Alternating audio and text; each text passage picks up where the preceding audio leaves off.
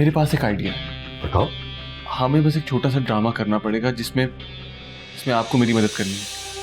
आप इशरत खाला से किसी से भी इस बारे में कोई बात नहीं करेंगी।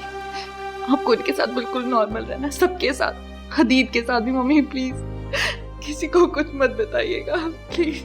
सारी दुनिया हमारी क्यों लुट गई है खुदा, रूठा दिल कहीं टूटा, बीता हर पल है सजा। काश उस वक्त मैं अपने अंदर ये हिम्मत पैदा करके मम्मी को सब कुछ बता देती, फिर ये हंसती हुई लड़की यूं आंसू में नहीं डूबती। लेकिन शायद उस वक्त मम्मी कुछ भी ना कर पाती। अगर जज्बात में आके वो डैडी को सब कुछ बता देती तो कयामत ही आ जानी थी। मैंने जो भी कदम उठाया उसमें सारे खानदान की बेहतरी थी। अब मैं और मम्मी मिलकर इस शादी से जान छुड़वा सकते हैं। तब तक मैं हदीद को जितनी अजियत पहुंचा सकती हूँ पहुंचाऊंगी। उसने मुझे और मेरे माँ बाप को तकलीफ की जिस हद से गुजारा है, मैं भी उसे और उसकी माँ को ऐसे ही तड़पता देखना चाहती हूँ।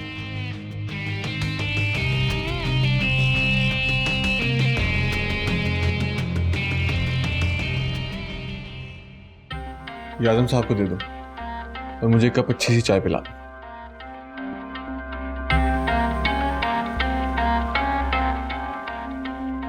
तुम जानती हो सूबिया, अब तुम्हारे डैडी की नजरों में तुम जालिम और मैं मजलूम बन चुका हूं, और तुम्हें राह रास्त पर लाने के लिए मेरे प्लान में भी शरीक हो रहे।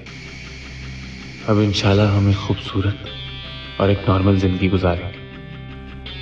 मेरी मामा को भी कितने दिनों बाद सुकून नसीब होगा।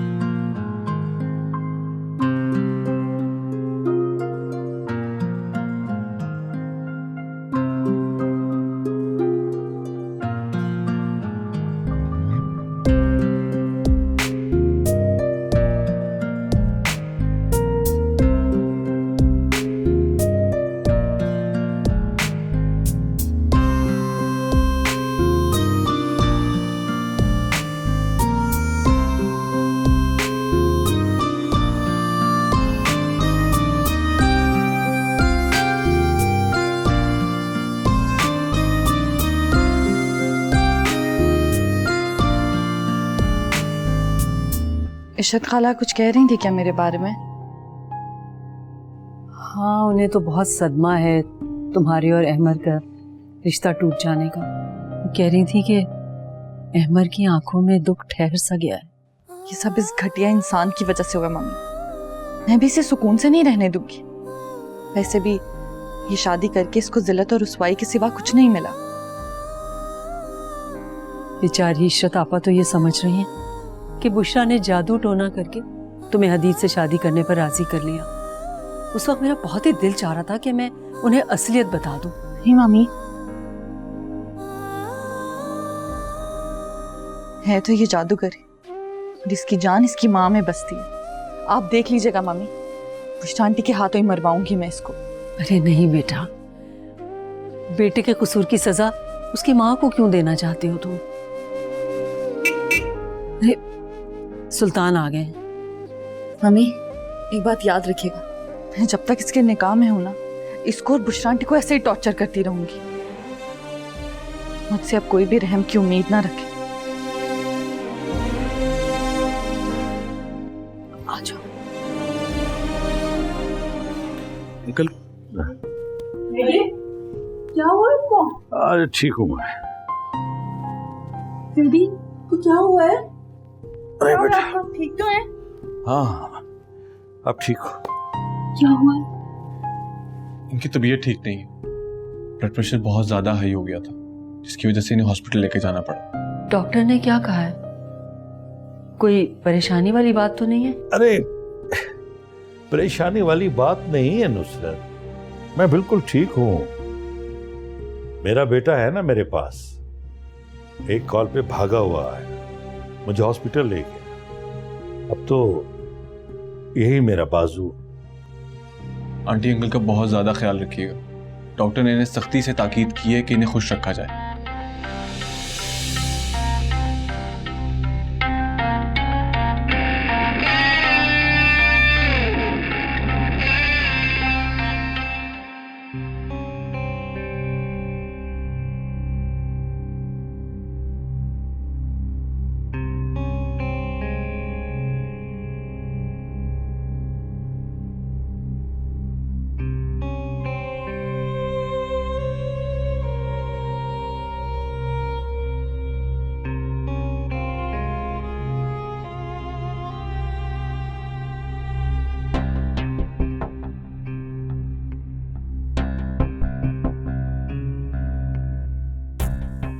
मेरे घर की खुशियों को आग लगाकर कितनी खुशी खुशी ये औरत मेरे घर आती है।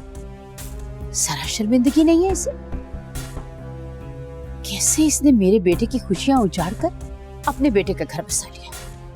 और शाम उनकी आंखों पर तो बहन की मोहब्बत की पट्टी बंधी हुई है। हरगिज नहीं मिलूंगी मैं, कभी नहीं मिलूंगी इस औरत से। मेरे बेटे की खुशियों की कातिल है ये, मर के भी नहीं मिलूंगी। पता नहीं और कितने जादू टोने करने के लिए आई है ये।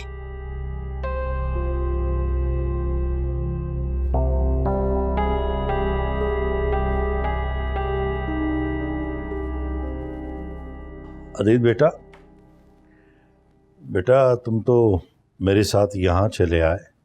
तुम्हारी माँ परेशान हो रही होगी, उसे फोन कर दो। बल्कि उन्हें कहो कि यहीं आ जाएं, रात का खाना एक साथ खाएंगे। जी अंकल, सोचा तो मैंने भी यही था, लेकिन मुझे अचानक याद आया कि उन्होंने आज शाम मामू के घर डिनर पर जाना।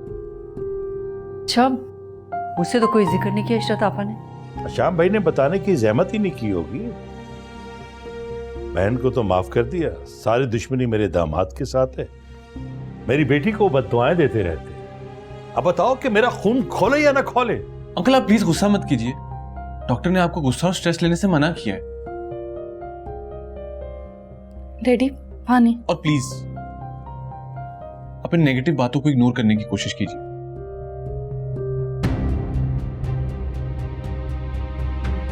अच्छा, आपकी जान को खतरा है अंकल। जान को खतरा? जी आंटी, डॉक्टर ने अंकल से कहा कि वो अपना ख्याल रखें, वरना बहुत मुश्किल हो जाएगी। कोई भी किसी भी किस्म का ज़हनी दबाव किसी बड़े अटैक का सबब बन सकता है। अरे कुछ नहीं, बस ऐसी बातें। ठीक हो गया अंकल, आप पानी। शुक्रिया बेटा।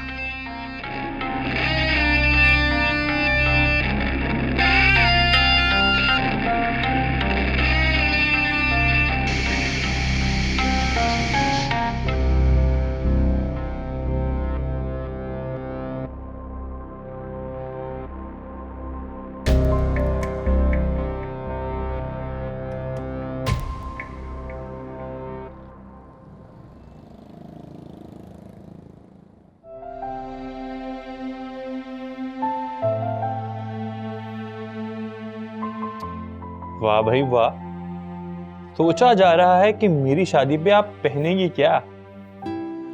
अरे नहीं, सोच रही थी तुम्हारी बरी पर क्या चढ़ाऊं, लेकिन दोनों सेट बिल्कुल कागजी हल्के।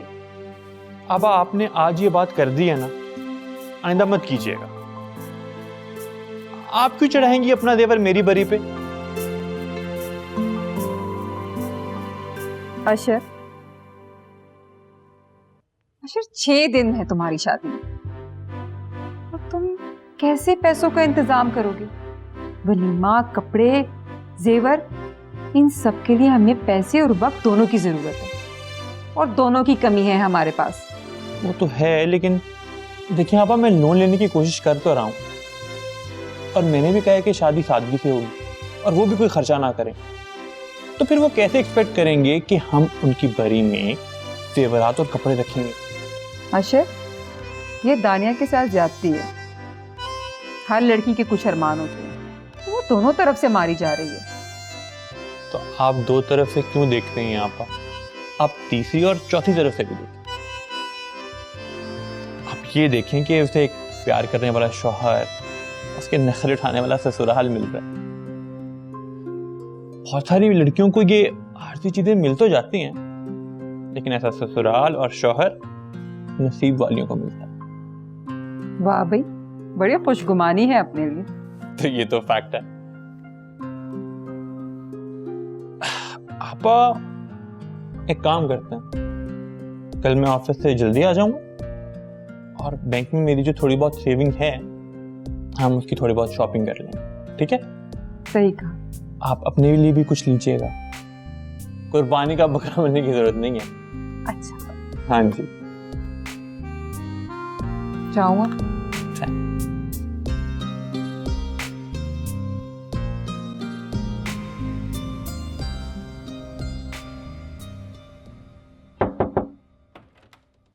क्या है? बाजी साहब बुला रहे हैं आपको नीचे।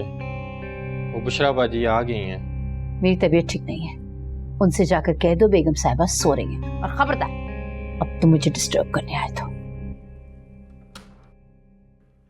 साहब, वो बाजी कह रही हैं उनकी तबीयत ठीक नहीं है, वो नहीं आ सकती। अच्छा मुनसिफ, तुम ऐसा करो कि जल्दी से बेहतरीन चाय बना के लाओ। जाओ। अच्छा बुशरा, तुम बैठो, मैं आता हूँ। आशाम भाई, आशाम भाई प्लीज, आपको इशरत भाभी से बात करने की जरूरत नहीं है। देखें, वो माँ है, उन्होंने अपने बेटे के आंसू, उसके गम को, उसकी अजियत को महसूस किया है। आप कैसे उन्हें मजबूर कर सकते हैं कि वो अपना रवैया मेरे साथ ठीक करें? लेकिन बुशरा, ये सब देखें देखें हशाम भाई, सुल्तान भाई की बातों का आपको बुरा नहीं लगा था? और सोबिया और हदीद की आप सूरत भी देखना नहीं चाहते। मुझे आपने बहन होने के नाते माफ कर दिया, लेकिन आप इशरत भाभी को मजबूर ना करें। देखिए, उनकी नजरों में मैं गुनाहगार हूं, आप उनके जज्बात को समझने की कोशिश करें।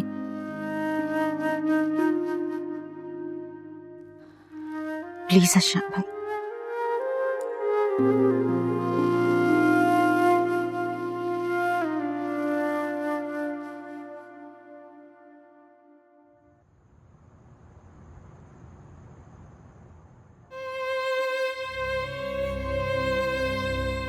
ये कैसी शादी हो रही है मेरी?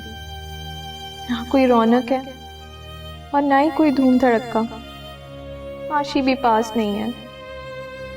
कितना दिल घबरा रहा है मेरा। अब्बा ने तुम्हारे खौफ के ढोलकी रखने से भी मना कर दिया है। शायद कल हम लोग अशर के दोस्त के घर शिफ्ट हो जाएं। ये बंजारों वाली शादी मेरी किस्मत में क्यों लिखी थी?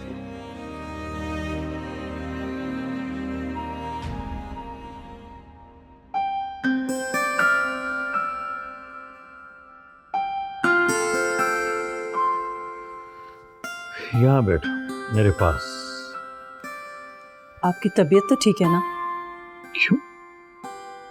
सिर्फ तबीयत खराब हो तो तब मैं कह सकता हूँ कि मेरे पास बैठो, वरना नहीं। दरअसल मैं बहुत घबरा गई थी, डॉक्टर की बातों ने तो मुझे हौला दिया। अल्लाह मेरी उम्र भी आपको लगा दे। इंशाल्लाह मैं ठीक रहूँगा और हम दोनों लंबा अरसा एक साथ गुजारेंगे इंशाल्लाह। और कोई जरूरत नहीं है तुम्हें मुझे अपनी उम्र देने की। तो ये सोबिया कहाँ है, जरा उसे तो बुलाओ। सोबिया को शोभी ने बिजी किया हुआ था, अब वो अपना होमवर्क कर रहा है तो उसकी जान बख्शी गई है।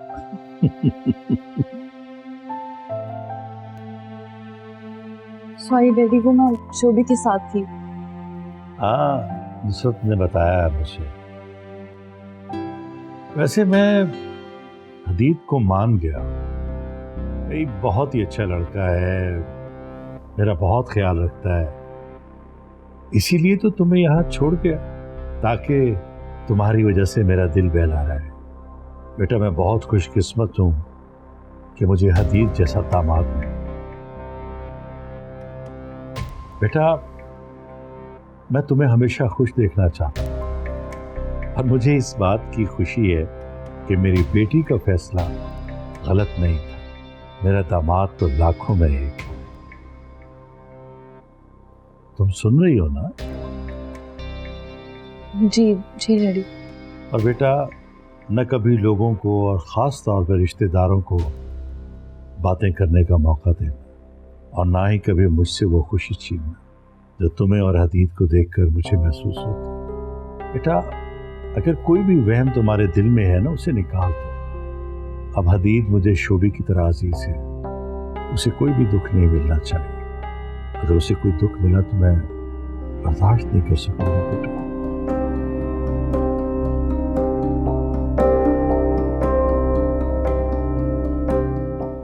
Sorry daddy.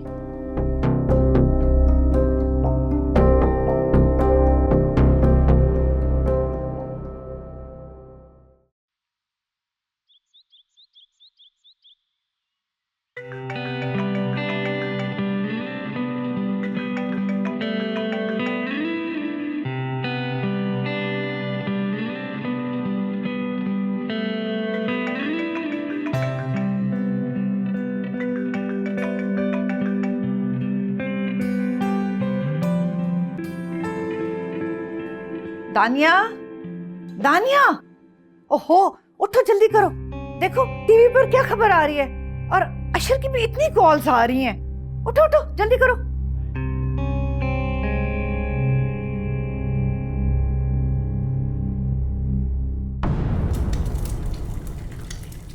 मामा। हाँ सॉरी मामा, मैं रात फिर लेट घर आया था, लेकिन जब मैं वापस घर आया था तो आप सो चुकी थी। ये स्टोरी अब पुरानी हो गई। तुम्हारा अपने ससुराल से लेट आना और मेरा उस वक्त तक सो जाना। वैसे भी हशाम भाई के घर से मैं लेट ही आई थी। मेरी इस कहानी में एक नया चैप्टर शुरू होने जा रहा है।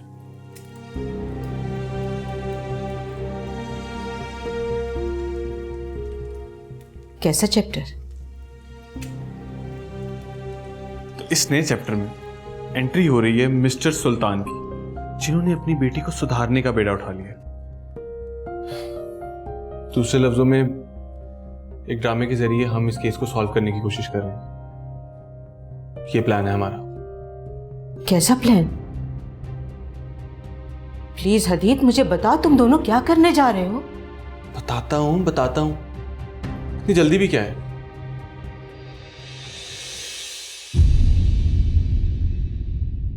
भूल जा ऐ दिल। वैसे ये खबर खुशी से तो नहीं सुनानी चाहिए, लेकिन इसके करतूत ही ऐसे थे। अरे वो डाकू मारा गया पुलिस मुकाबले में। सुल्तान ने आज शाम को उषा और हदीद को खाने पर बुलाया है। उनका कहना है कि सोबिया से कहना उनके सामने मुंह बनाकर ना बैठी रहे।